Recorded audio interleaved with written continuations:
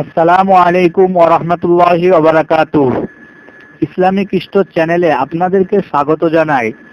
যিনারা প্রথমেই এই চ্যানেলটিতে ঢুকেছেন তিনাদের কাছে বিশেষভাবে অনুরোধ, তিনা ভিডিওর নিচে লাল রঙের একটি সাবস্ক্রাইব বলে লেখা আছে, দেখুন সেভাবে টাচ করুন আর আমাদের চ্যানেলের সঙ্গে জুড়ে যান। আমরা বিভিন্ন ধরনের ভিডিও আপলোড করে থাকি ইসলামিক, যা আপনি মুহূর্তের মধ্যে পেয়ে যাবেন আপনার কাছে নোটিফিকেশনে। চলুন আজকের বিষয় দেখা যাক।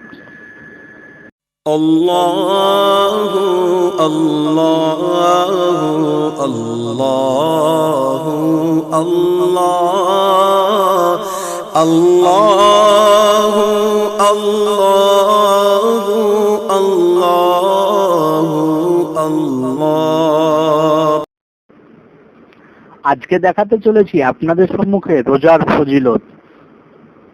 চলুন মুহাম্মদ সাল্লাল্লাহু আলাইহি সাল্লামের পবিত্র জবানে কি বলেছেন আরবিটি লক্ষ্য করি।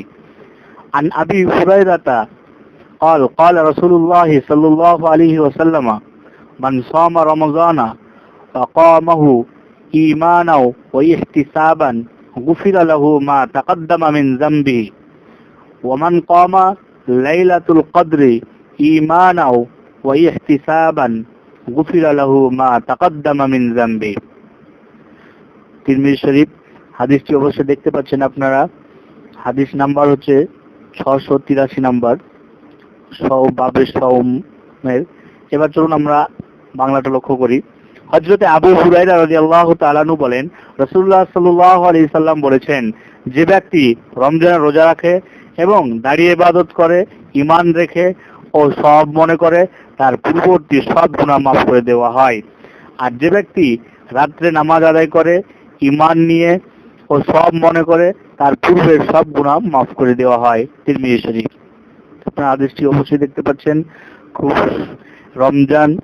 রমজানের রোজা রাখার যে কত বড় ফজিলত দেখতে পাচ্ছেন, জীবনের সমস্ত গুনাহ মাফ করে দিবেন। এর জন্য শর্ত হচ্ছে, আমাকে আপনাকে দুটি শর্ত লাগিয়েছেন, সেটি হচ্ছে ঈমান সঙ্গে করে নিয়ে, আর আল্লাহ রাব্বুল ইজ্জত যে সব দিবেন এই আশাটা আমাকে আপনাকে রাখতে হবে। আমরা অবশ্যই আগামীতে রোজা আসতে চলেছে, ভিডিও কম আপলোড হবে, অবশ্যই ইবাদতে মনোযোগী আমরা সকলে হয়ে যাই। আল্লাহ রাব্বুল ইজ্জত আমাকে আপনাকে শোনা এবং বলার চাইতে বেশি বেশি আমল করার তৌফিক দান করুন। সকলে আল্লাহু আকবার বলুন। ভিডিওটি ভালো লাগলে লাইক, কমেন্ট ও শেয়ার করবেন। ও ইসলাম সম্পর্কে কিছু জানার থাকলে আপনারা অবশ্যই কমেন্ট করুন, আপনাদেরকে উত্তর দিয়ে দেওয়া হবে ইনশাআল্লাহ।